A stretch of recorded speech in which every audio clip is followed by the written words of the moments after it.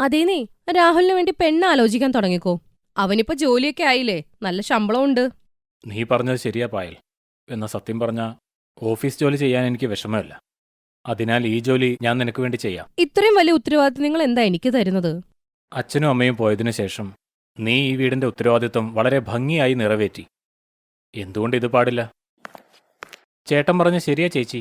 അതുമാത്രമല്ല, ഞങ്ങൾ രണ്ടുപേരും എപ്പോഴും പുറത്ത് ജോലിയിൽ മുഴുകിയിരിക്കും. വീട്ടിലെ കാര്യം നോക്കാൻ ചേച്ചിയല്ലേ ഉള്ളൂ. അതിന്റെ കൂടെ എനിക്ക് വേണ്ടി ഒരാളെ കണ്ടെത്തുകയും ചെയ്യാം. ഇതാണ് പായൽ. അവളുടെ അമ്മയും അച്ഛനും മരിച്ചിട്ട് കുറച്ചു നാളായി. പാവപ്പെട്ട വീട്ടിലാണെങ്കിലും പായൽ നല്ല കുട്ടിയായിരുന്നു. അവൾ ആ വീട്ടിലെ എല്ലാ ഉത്തരവാദിത്വവും ഏറ്റെടുത്തു. അവളുടെ ഭർത്താവിന്റെ അനിയന്റെ വാക്കുകൾ കേട്ടവൾ അടുത്ത ദിവസം തന്നെ ഭർത്താവിന്റെ അനിയന് വേണ്ടി പെണ്ണാലോചന തുടങ്ങിക്കഴിഞ്ഞു. പക്ഷെ അവൾക്ക് ഒരാളെ പോലും സെലക്ട് ചെയ്യാൻ പറ്റുന്നില്ല. അങ്ങനെ കുറച്ചു ദിവസം കഴിയും. അതിന്റെ ഇടയ്ക്ക് രാഹുലിനൊരു പണക്കാരിയായ റിയ എന്ന പെൺകുട്ടിയെ കാണും. കുറച്ചു ദിവസം അവര് ഫ്രണ്ട്ഷിപ്പൊക്കെ ആയിരുന്നു. പക്ഷെ അത് കഴിഞ്ഞപ്പോ അവന് പ്രണയമായി. അവൻ വീട്ടിലെല്ലാവരെയും അവളെ പരിചയപ്പെടുത്തി. അങ്ങനെ പായലിന്റെ വീട്ടുകാരെ അവര് കാണുകയാണ്. പെണ്ണിന്റെ വീട്ടുകാര് കല്യാണത്തിന് സമ്മതിക്കില്ല. കാരണം രാഹുൽ വലിയ വീട്ടിലെ അല്ലല്ലോ. റിയയുടെ വാശിയുടെ മുമ്പിൽ അവർക്ക് എന്ത് ചെയ്യാനാവും? അങ്ങനെ കല്യാണത്തിന് സമ്മതം കൊടുക്കും. പായലിന്റെ അപ്പുറത്തെ വീട്ടിലെ സർല ചേച്ചി അവിടെ വരും. സർലയുടെ സ്വഭാവം എല്ലാ വീട്ടിലും പോയിട്ട് കുറച്ച് കുന്നായ്മ പറയുക, എന്നിട്ട് അതിനെ ആസ്വദിക്കുക. അന്നും അതുപോലെ തന്നെ ചെയ്തത്.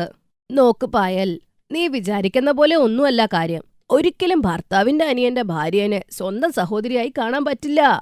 അവള് ഇത്തിരി മോഡേണാണ്. അവള് നല്ല ഉശിരും തന്റേടിയാണ്. എന്തായാലും ഒരു കാര്യം ആലോചിച്ചോ, നീ അങ്ങനെ ഇച്ചിരി ലൂസാക്കി വിട്ടാൽ നിന്റെ കൈ നീ ഭരണം അങ്ങ് പോകും കേട്ടോ. റിയ വലിയൊരു വീട്ടിലെ ആയതുകൊണ്ട് തന്നെ കല്യാണമാടി പുളിയായിട്ട് നടത്തുകയും ചെയ്തു. അവളുടെ വീട്ടിൽ നിന്ന് ഒരുപാട് സാധനങ്ങൾ കൊണ്ടുവന്നു. ആഹാ, പുതിയ മരുമകൾ എന്തൊക്കെ സാധനങ്ങളാ കൊണ്ടുവന്നേക്കണേ! വലിയ പണക്കാരിയല്ലേ, അതുകൊണ്ടായിരിക്കും. പായല് വന്നപ്പോ ആകെ 2 ജോഡി ഉടുപ്പും കൊണ്ടാ വന്നേ. ഇതൊക്കെ കേൾക്കുമ്പോ പായലിന് അവളോട് ഒരു ചെറിയ കുശുമ്പ് തോന്നും. കല്യാണം കഴിഞ്ഞ് താമസിക്കാനായിട്ട് പായൽ അവൾക്ക് മുകളിലത്തെ മുറി കൊടുക്കും. കുറച്ചു ദിവസം കഴിയുമ്പോ പായലിന് താഴത്തെ നില പഴയതായി തോന്നും. എന്നിട്ട് അവൾ അവളുടെ ഭർത്താവിനോട് പറഞ്ഞ് പുതിയ മുറിയിലേക്ക് ഷിഫ്റ്റ് ആവണമെന്ന് വാശി പിടിക്കും. അവള് പൈസയുള്ള വീട്ടിലായിരിക്കും, പക്ഷെ എന്റെ അച്ഛനും അത്ര കുറവൊന്നും അല്ല കേട്ടോ. പാവപ്പെട്ടവരാണെങ്കിൽ ഞങ്ങക്ക് അന്തസ്സൊക്കെ ഉണ്ട്. ഞാനാണ് ഇവിടെ ആദ്യം വന്നത്, അതുകൊണ്ട് മേലത്തെ പുതിയ മുറി എനിക്ക് തന്നെ വേണം. പൈസയുള്ള വീട്ടിലെ ആണെങ്കിലും റിയയ്ക്ക് ബുദ്ധിയുണ്ടായിരുന്നു. അതുകൊണ്ട് അവൾ മിണ്ടാതെ തന്നെ മുകളിലത്തെ മുറി ചേട്ടത്തിക്ക് കൊടുക്കും. എന്നിട്ട് താഴത്തെ മുറിയിലേക്ക് അവള് ഷിഫ്റ്റാകും. അങ്ങനെ കുറച്ചു ദിവസങ്ങൾക്ക് ശേഷം, ചേട്ടത്തി, ഈ ടെറസിലെ വാതിലെന്തിനാ ഇങ്ങനെ അടച്ചിട്ടിരിക്കുന്നത്? എനിക്ക് തുണി ഉണക്കാനുണ്ടായിരുന്നു. എന്തിനാ? മോളിൽ തന്നെ. നിനക്ക് താഴെ അങ്ങ് ഉണക്കിയാ പോരെ? അത് ഞങ്ങളുടെ പോർഷനല്ലേ, ഞങ്ങൾക്കും എന്തെങ്കിലുമൊക്കെ പ്രൈവസി വേണ്ടേ? റിയ ആദ്യമൊക്കെ ഒന്നും മിണ്ടിയില്ലായിരുന്നു. പക്ഷെ പയ്യെ പയ്യെ അവൾക്ക് അവളുടെ സ്വഭാവം ഇഷ്ടപ്പെട്ടില്ല. പിന്നീടൊരു ദിവസം, ചേട്ടത്തി മതിയാക്കൂട്ടോ. എന്തിനാ എന്നോട് ഇങ്ങനെയൊക്കെ കാണിക്കുന്നേ? എന്തിനാ എന്നോട് ഇത്ര ദേഷ്യം? ദേഷ്യോ? എന്തു കാര്യത്തിന്? അതെ, എന്നെ എപ്പോഴും നിങ്ങൾ ബുദ്ധിമുട്ടിക്കുകയാണല്ലോ. എനിക്ക് നിന്നെ ബുദ്ധിമുട്ടിക്കേണ്ട ആവശ്യമൊന്നുമില്ല. എനിക്ക് അതിനുള്ള സമയവും ഇല്ല കേട്ടാ. എന്റെ പൊന്നേട്ടത്തി, എന്തെങ്കിലും എന്നോടുണ്ടെങ്കിൽ അത് തുറന്നു പറഞ്ഞോ. ഇങ്ങനെ അങ്ങോട്ടും ഇങ്ങോട്ടും വഴക്കിട്ടിട്ട് കുടുംബത്തിന്റെ സമാധാനം കളയണ്ട. റിയ പറഞ്ഞ കാര്യം അവൾ ഇഗ്നോർ ചെയ്തിട്ട് അവൾ അവിടെ നിന്ന് നടന്നു പോവുകയും ചെയ്തു. റിയയും തീരുമാനിച്ചു, ചേട്ടത്തി എങ്ങനെയാണോ അവളോട് പെരുമാറുന്നത് അതുപോലെ തന്നെ തിരിച്ചു പെരുമാറുമെന്ന്. സംഭവം എന്താ സംഭവിച്ചെന്ന് വെച്ചാ, വന്ന ദിവസങ്ങളിൽ രണ്ടുപേരും ഉടക്കായി. ഇവരുടെ വഴക്ക് കാരണം പ്രവേശും രാഹുലും ടെൻഷനിലായി. ഒരു ദിവസം ഉച്ചയ്ക്ക് പായൽ പച്ചക്കറിയൊക്കെ കൊണ്ടുവരികയായിരുന്നു. ഒരുപാട് പ്രാവശ്യം ഡോറിന്റെ ബെല്ലടിച്ചിട്ടും റിയ തുറന്നു കൊടുത്തില്ല. ചൂട് കൊണ്ടുവന്ന പായലിന് ഭയങ്കരമായി ദേഷ്യവും വന്നു. റിയ, ഓ റിയ, നീ എവിടെ പോയി കിടക്കുവാ? ഷു, പെട്ടെന്ന് വാതില് തുറക്കൂന്ന്. ചേട്ടത്തി, 15 മിനിറ്റും കൂടെ എടുക്കും. ഞാനീ ബാത്റൂമിലാ, അതുകൊണ്ടാ. റിയ കള്ളം പറഞ്ഞു. റിയ ഇതൊക്കെ ചെയ്തത് പാഠം പഠിപ്പിക്കാനായിരുന്നു. അവിടെ നല്ല ചൂടത്ത് പായലിന് നല്ല ദേഷ്യം വരികയായിരുന്നു. കുറെ കഴിഞ്ഞ് റിയ വാതില് തുറന്നപ്പോ പായൽ അവളെ കേൾപ്പിക്കാത്ത കാര്യങ്ങളില്ലായിരുന്നു. അന്നത്തെ ദിവസം രണ്ടുപേരും നല്ല രീതിയിൽ ഉടക്കി. അതുകൊണ്ട് തന്നെ പിന്നെ അവര് തമ്മിൽ സംസാരമില്ലാണ്ടായി. അങ്ങനെ മാസങ്ങൾ കഴിഞ്ഞുകൂടി. പിന്നെ മഴക്കാലം തുടങ്ങി. ഷോ, മഴയൊക്കെ ഇങ്ങനെ വരാമോ? ഇനി ഞാൻ എന്റെ വസ്ത്രങ്ങളൊക്കെ എങ്ങനെ ഉണക്കിയെടുക്കും? നല്ല മഴയിൽ റിയയുടെ ഉടുപ്പുകളൊക്കെ നനഞ്ഞുപോയി. ഇതൊക്കെ കണ്ട് പായൽ അവിടെ ചിരിക്കുകയായിരുന്നു. ഇത് കണ്ട് റിയയ്ക്ക് ദേഷ്യമൊക്കെ വന്നെങ്കിലും അവൾ ഒന്നും പറഞ്ഞില്ല അവളോട്. എന്നിട്ട് മിണ്ടാതെ അവൾ ആ നനഞ്ഞ തുണി അവളുടെ മുറിയിലേക്ക് കൊണ്ടുവന്നു. അപ്പൊ അവൾക്കൊരു കാര്യം ഓർമ്മ വന്നു. മോളിൽ പോണ സമയത്ത് എന്റെ ബേലനുണ്ടായിരുന്നു. ടെറസിൽ തന്നെ വെച്ച് മറന്നുന്നാ തോന്നേ. ഞാൻ തന്നെ മോളിലോട്ട് പോണ്ടി വരും. ആ മഹാറാണി വാതിൽ അടച്ചിട്ടുണ്ടോ എന്തോ നോക്കട്ടെ. റിയ നേരെ ടെറസിലോട്ട് പോയപ്പോ വാതിൽ തുറന്നു കിടക്കുകയായിരുന്നു. അവൾ അവിടുന്ന് വടിയെടുത്തിട്ട് പോകുന്ന സമയത്ത് നോക്കുമ്പോ പായൽ വളരെ കഷ്ടപ്പെട്ട് മഴ നനഞ്ഞ് മേൽക്കൂരയിൽ ടാർപോളിൻ ഇടുകയായിരുന്നു. ചിരിക്കേണ്ട സമയം ഇപ്പൊ റിയക്കായിരുന്നു. റിയ അത് നല്ല രീതിയിൽ ആസ്വദിക്കുകയും ചെയ്തു. അവൾ ഒരുപാട് ചിരിച്ചു. പായലിന് ദേഷ്യം വന്നു. റിയ താഴത്തോട്ട് വന്നു. പക്ഷെ മഴ നിൽക്കുന്നതേ ഉണ്ടായിരുന്നില്ല. അതുകൊണ്ട് പായലിന്റെ മുറിയിൽ വെള്ളം വീഴുകയായിരുന്നു. അപ്പോഴേക്ക് റിയയ്ക്ക് അത് കണ്ട് വിഷമമായി. റിയ മുകളിലോട്ട് പോയി പായലിനോട് പറഞ്ഞു, ചേട്ടത്തി ദേഷ്യമൊന്നും വേണ്ട, ഉടുപ്പൊക്കെ മാറ്റിയിട്ട് താഴെ വന്നിരിക്കുബാ, ഞാൻ ചായ ഉണ്ടാക്കി തരാം. റിയ പറഞ്ഞത് കേട്ട് പായൽ ഞെട്ടിപ്പോയി. സത്യം പറഞ്ഞ പായൽ വെള്ളം മാറ്റി മാറ്റി മടുത്തിരുന്നു. അവൾ ഡ്രസ്സൊക്കെ മാറി നേരെ താഴത്തോട്ട് വന്നപ്പോ റിയ അവൾക്ക് ചായ കൊടുത്തു. രണ്ടുപേരും ഒരുമിച്ച് ചായ കുടിക്കുകയായിരുന്നു. പക്ഷെ അങ്ങോട്ടും ഇങ്ങോട്ടും മിണ്ടുന്നില്ല. അപ്പോഴേക്ക് രാഹുലും പ്രവേശും അവിടെ വന്നു. രണ്ടുപേരും റിയയും പായലും ഒരുമിച്ച് കണ്ടപ്പോൾ സന്തോഷം തോന്നി, ഞെട്ടിയും പോയി. മഴയാണെങ്കിൽ നിൽക്കുന്നതുമില്ല. മഴ കാരണം എല്ലാ സ്ഥലത്തും വെള്ളം പൊങ്ങാൻ തുടങ്ങി. റിയയുടെയും രാഹുലിന്റെയും മുറിയിലേക്ക് രാത്രി ആയപ്പോഴേക്കും വെള്ളം പൊങ്ങാനും തുടങ്ങി. റിയ, രാഹുൽ, മുകളിലോട്ട് വരൂ, പെട്ടെന്നാവട്ടെ, താഴെ വെള്ളം കയറുകയാ. രാഹുലും റിയയും ഒന്ന് സംശയത്തോടെ മേളിൽ വന്നു. എന്നിട്ട് മുഴുവന് 2 ദിവസം രാഹുലും റിയയും അവരുടെ മുറിയിൽ തന്നെ താമസിച്ചു. ഇതാദ്യമായിട്ടാണ് റിയയും പായലും ഒരുമിച്ച് താമസിക്കുന്നത്. അതുപോലെ തന്നെ രണ്ടുപേർക്കും അങ്ങോട്ടും ഇങ്ങോട്ടും മനസ്സിലാക്കാൻ ഇതൊരു അവസരമായിരുന്നു. അവര് സംസാരിച്ചു വന്നപ്പോഴാണ് സരള അമ്മായി റിയോടും പായലിനെ കുറിച്ച് കുറ്റങ്ങളൊക്കെ പറഞ്ഞെന്ന് പറഞ്ഞത്. അപ്പൊ പായലിന് ചെയ്ത തെറ്റ് മനസ്സിലായി. പിന്നീട് ഒരു ദിവസം, ഇതെന്താ രണ്ടുപേരും ഒരുമിച്ചാണല്ലോ? അതെന്താ? ഒന്നുമില്ലേ, ഞാൻ വെറുതെ ചോദിച്ചതാട്ടോ. ഇന്ന് അപ്രസാദം കഴിക്കൂട്ടോ. ഞങ്ങൾ ഒരുമിച്ച് അമ്പലത്തിൽ പോയി. സത്യം പറയാലോ, ദൈവം ഞങ്ങളുടെ കണ്ണ് തുറപ്പിച്ചു. ശരിക്കും പറഞ്ഞ കണ്ണ് മാത്രല്ല തുറന്നത്, ഞങ്ങളുടെ കാതും. റിയ പറഞ്ഞ കാര്യം കേട്ട് രണ്ടുപേരും പൊട്ടിച്ചിരിക്കാൻ തുടങ്ങി. മുമ്പിൽ നിന്ന് സരള ചേച്ചി വെന്തൊരുകുകയായിരുന്നു.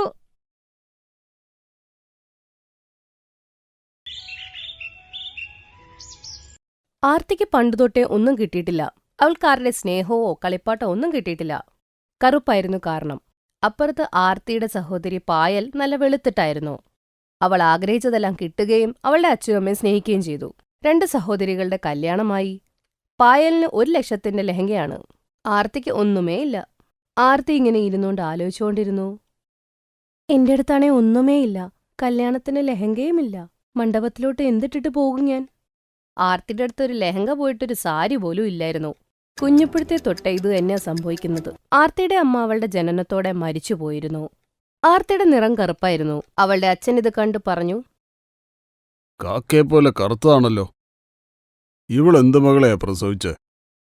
ഹരിഹരന് ആർത്തിനെ ഇഷ്ടായില്ല. അവന് കറുത്ത മകളെ ഇഷ്ടമല്ലാത്തോണ്ട് ഒരാഴ്ച തന്നെ അവൻ വേറൊരു വിവാഹം ചെയ്തു.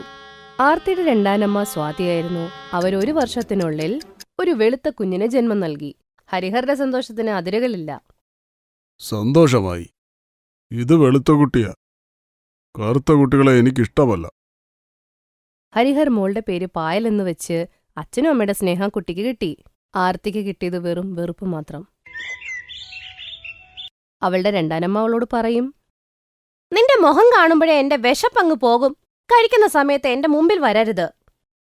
ഹരിഹർ, സ്വാതി, പായൽ എല്ലാവരും ഒരുമിച്ചിരുന്നാണ് ഭക്ഷണം കഴിച്ചുകൊണ്ടിരുന്നത്. എന്നാൽ ആർത്തിനെ എപ്പോഴും മാറ്റി നിർത്തും. അവളെ എപ്പോഴും അടുക്കളയിലിരുത്തി കഴിപ്പിക്കും. അതും ചോറ് മാത്രം. എന്നും ആഹാരം കഴിക്കുമ്പോൾ അവൾ എപ്പോഴും കരഞ്ഞുകൊണ്ട് അമ്മേനെ ആലോചിക്കും. അമ്മ, എന്താ അമ്മ എന്നെയും കൂടെ അമ്മയുടെ കൂടെ കൊണ്ടുപോകാതെ ഇരുന്നത്? എനിക്ക് അമ്മയുടെ അടുത്തോട്ട് വരണം. ദൈവമേ, എന്നെ മുകളിലോട്ടൊന്ന് വിളിക്കോ. എനിക്ക് എന്റെ അമ്മയുടെ അടുത്തോട്ട് പോണം. സ്വന്തം കുഞ്ഞുമല്ല, കറുപ്പുമാണ്. ഇതുപോലത്തെ പിള്ളേർക്കൊക്കെ എപ്പോഴും കിട്ടുന്നത് വെറുപ്പ് മാത്രമായിരിക്കും. ഇക്കാര്യം ആർത്തിക്ക് നേരത്തെ അറിയായിരുന്നു. അങ്ങനെ അവള് വലുതായി. പായലിന് സ്നേഹം കിട്ടിക്കൊണ്ടിരുന്നു. അതുകൊണ്ട് അവൾ അഹങ്കാരിയായി. 2 പേരും വലിയ കുട്ടികളായി. 2 പേർക്കും കല്യാണപ്രായമായി. വീട്ടിൽ പായലിന് കല്യാണാലോചനകൾ വന്നു. മോളെ, നിനക്ക് കല്യാണത്തിന് പ്രായമായി. നീ കല്യാണം കഴിച്ചേ പറ്റൂ. അത് കഴിഞ്ഞാൽ നിനക്ക് കുട്ടികളുണ്ടാവും. അമ്മയുടെ ഒരു കാര്യം. മോൾക്ക് നാണം വന്നു. അവിടെ ആർത്തി വന്നു പറഞ്ഞു, അതേ സഹോദരി, നിന്നെ കാണാൻ നല്ല രസായിരിക്കും. ആർത്തിനെ കണ്ട് പായലിന് ദേഷ്യം വന്നു. ഓ, വന്നോ നീ? ഞങ്ങളുടെ ഇത്തിരി സന്തോഷം പോലും നിനക്ക് കാണാൻ പറ്റില്ലല്ലേ? വൃത്തികെട്ട മുഖം കൊണ്ട് എന്തിനാ എപ്പോഴും വന്നതിങ്ങോട്ട്? പക്ഷെ സഹോദരി, ഞാൻ എന്ത് തെറ്റാണ് പറഞ്ഞത്? ആദ്യത്തെ കാര്യം, നീ എന്നെ സഹോദരി എന്ന് വിളിക്കാൻ നിർത്ത്. ഞാൻ നിന്റെ സഹോദരിയല്ല. നീ ഈ വീട്ടിലെ വേലക്കാരിയാ. ഞാൻ വേലക്കാരിയുടെ സഹോദരിയല്ല. ചെല്ലിവിടുന്ന് പോയി ആഹാരം ഉണ്ടാക്കിക്കേ. ഭക്ഷണത്തിന്റെ കാര്യം ഇപ്പോഴാ ഓർത്തെ. ഇന്ന് പായലിനെ കാണാൻ ചെറുക്കന്റെ കൂട്ടര് വരുന്നുണ്ട്. ആർത്തി, അവർക്ക് കഴിക്കാൻ ഭക്ഷണം ഉണ്ടാക്കണം കേട്ടോ. ശരിയച്ചാ. ആർത്തി അവിടുന്ന് പോയി. അടുത്ത ദിവസം പായലിനെ കാണാൻ ചെറുക്കൻ കൂട്ടര് വന്നു. ചെറുക്കന്റെ പേര് ആലോക് എന്ന്. ആലോക് അവന്റെ അമ്മയുടെ കൂടെ വന്നു. കൂടെ അവരുടെ വേലക്കാരനും വന്നിരുന്നു. വന്ന ഉടനെ ആലോകിന്റെ അമ്മ ജാനകി ചിരിച്ചോണ്ട് പറഞ്ഞു, അത് ഹരിഹർജി, ഞങ്ങളുടെ കൂടെ വേലക്കാരനും വന്നിട്ടുണ്ട്. അത് നിങ്ങൾക്ക് ബുദ്ധിമുട്ടാവില്ലല്ലോ. അത് പിന്നെ ഞങ്ങൾക്ക് അവനില്ലാതെ ഒരു കാര്യവും നടക്കത്തില്ലാതാ. അതിനൊന്നും കുഴപ്പമില്ല. വരൂ, അകത്തേക്ക് വരൂ. രഘുവിന്റെ കൂടെ ജാനകിയും ആലോകും വന്നു. രഘുവും ചെറുപ്പം തൊട്ടേ അവരുടെ കൂടെ തന്നെയായിരുന്നു. ജാനകിയും ആലോകും സോഫയിലിരുന്നു. രത്ന പായലിനെയും കൊണ്ട് അവിടേക്ക് വന്നു. പായലിനെ എനിക്ക് ഇഷ്ടപ്പെട്ടു. അത് കൊള്ളാലോ മോനെ. ഒറ്റ നോട്ടത്തിൽ നിനക്ക് അവളെ ഇഷ്ടപ്പെട്ടോ? അവരവിടെ ഇരുന്ന് സംസാരിച്ചോണ്ടേയിരുന്നു. അങ്ങനെ ആർത്തി ആഹാരം കൊണ്ട് വന്നു. ഇതെടുക്കോ, നിങ്ങൾക്ക് വേണ്ടി ആഹാരം കൊണ്ടെന്നാ. കഴിച്ചോളൂ, ഇല്ലെങ്കിൽ തണുത്തുപോവും. ഹരിഹർജി, ഇതാരാണ്? ഇത് ഞങ്ങളുടെ വീട്ടിലെ ജോലിക്കാരിയാ. അങ്ങനെയാണോ? പായൽ മോളെ, നിനക്ക് ആഹാരമൊക്കെ ഉണ്ടാക്കാൻ അറിയാലോ. പായലിന് ആഹാരം ഉണ്ടാക്കാൻ അറിയില്ലാത്തതുകൊണ്ട് തന്നെ മിണ്ടിയില്ലവൾ. ജാനകി ആലോക്കും ആർത്തി ഉണ്ടാക്കിയ ആഹാരം കഴിക്കുകയും ചെയ്തു. അവർക്കത് ഒരുപാട് ഇഷ്ടമായി. വാ, ആഹാരം നല്ല രുചിയായിരുന്നു. പക്ഷെ ഹരിഹർജി, ഇത് നിങ്ങളുടെ വേലക്കാരിയല്ലേ ഉണ്ടാക്കിയത്? എനിക്ക് നിങ്ങളുടെ മകൾ ഉണ്ടാക്കിയ ആഹാരമാണ് കഴിക്കേണ്ടത്. അത് പിന്നെ, ശരിക്കും പറഞ്ഞ എന്റെ മകൾക്ക് ആഹാരമൊന്നും ഉണ്ടാക്കാൻ അറിയില്ല. പിന്നെന്തിനാ കല്യാണം കഴിക്കുന്നത്? കല്യാണം കഴിഞ്ഞ് നമുക്ക് വല്ലതും കഴിക്കണ്ടേ? അപ്പോ ഹരിഹരുടെ തലയിൽ ഒരു ഐഡിയ വന്നു. എങ്കി രഘുവിനെ കൊണ്ട് ആർത്തിയെ കല്യാണം കഴിപ്പിച്ചാലോ? ആർത്തി അപ്പോൾ നിങ്ങളുടെ വീട്ടിലേക്ക് വരുമല്ലോ. അപ്പോൾ അവള് പാചകം ചെയ്തോളും. എല്ലാരും കല്യാണത്തിന് സമ്മതിച്ചു. ആർത്തിയും രഘുവിന്റെ അടുത്ത് അഭിപ്രായം ചോദിച്ചില്ല. ഹരിഹർ ഒരു അടി കൊണ്ട് 2 പക്ഷികളെ വീഴ്ത്തി. ശ്രീധനമില്ലാണ്ട് ആർത്തിയുടെ കല്യാണം എന്തായാലും നടക്കില്ലായിരുന്നു. പക്ഷെ ഈ ഒരു കാര്യം കൊണ്ട് ഹരിഹറിന് എക്സ്ട്രാ രൂപ ചെലവാക്കേണ്ടി വരത്തേയില്ല. കല്യാണത്തിന്റെ ദിവസങ്ങൾ അടുത്തു തുടങ്ങി. പായൽ 1,00,000 ലെഹങ്ക വാങ്ങി. ആർത്തി പറഞ്ഞു, അച്ഛാ, നിങ്ങൾ എനിക്ക് വേണ്ടി ലെഹങ്കയൊന്നും വാങ്ങിയില്ലേ? നീ ലെഹങ്ക ഇട്ടിട്ട് എന്താ ചെയ്യാൻ പോണേ? വേലക്കാരിക്ക് ലെഹങ്ക ഇടണമെന്ന്. എല്ലാരും ചിരിച്ചുകൊണ്ട് തന്നെ ആർത്തി പറഞ്ഞ കാര്യം തള്ളി. പക്ഷെ ആർത്തിക്കറിയായിരുന്നു, കല്യാണം എന്ന് പറയുന്നത് ജീവിതത്തിൽ ഒരിക്കലേ ഉള്ളൂ. എനിക്കും ലെഹങ്ക വേണം. 1000 രൂപയുടെ ലെഹങ്കയാണേലും മതി. നിനക്ക് വേണ്ടിയോ? ഒരു പൈസ ഞാൻ ചെലവാക്കില്ല. ശല്യമാകുന്നു ഇവളെ കൊണ്ട്. നീ ശരിക്കും ആഫ്രിക്കയുടെ ജംഗലിൽ ഉണ്ടാവുന്നതായിരുന്നു. അങ്ങനെ കല്യാണത്തിന്റെ ദിവസമായി. പായൽ ലെഹങ്കയൊക്കെ ഇട്ട് തയ്യാറായി. പക്ഷെ ആർത്തിയുടെ കയ്യിൽ ഒന്നുമേ ഉണ്ടായിരുന്നില്ല. അവൾ അമ്മയുടെ ഫോട്ടോയുടെ മുമ്പിലിരുന്ന് കരയാനും തുടങ്ങി. അമ്മ, ഇങ്ങനെയാണോ എന്റെ കല്യാണം നടക്കാൻ പോണേ? നല്ല ലെഹങ്കയില്ല, ഉടുപ്പുമില്ല. എന്നെ എന്തിനാ എവിടെ ഇട്ടിട്ട് പോയതമ്മ? ഉത്തരം താ അമ്മ, ഉത്തരം താ. അപ്പോ പെട്ടെന്ന് ആർത്തിക്ക് അവളുടെ അമ്മയുടെ ശബ്ദം കേൾക്കാൻ പറ്റി. ആകാശവാണി കേൾക്കുന്ന പോലെ. മോളെ, ഞാൻ നിന്റെ അമ്മയാണ്. നിന്നെക്കുറിച്ച് എനിക്ക് ആലോചിച്ചേ പറ്റുള്ളൂ. കട്ടിലിന്റെ അടിയിലൊരു ട്രങ്കുണ്ട്.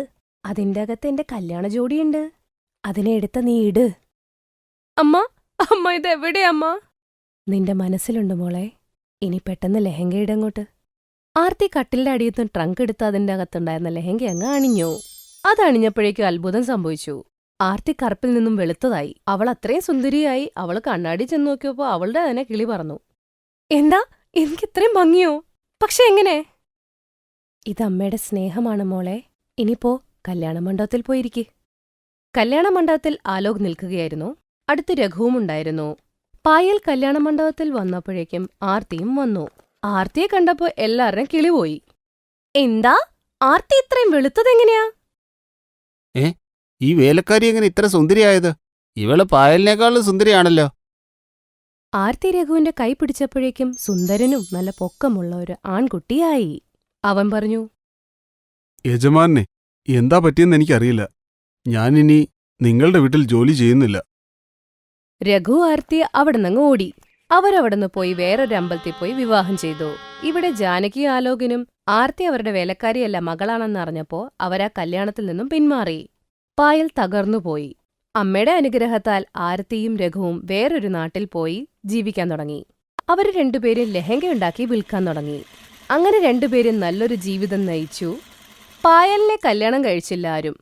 1,00,000 ലെഹങ്കയും ഇട്ടുകൊണ്ട് അവളുടെ ജീവിതം ഒറ്റപ്പെട്ടു. Thanks for watching.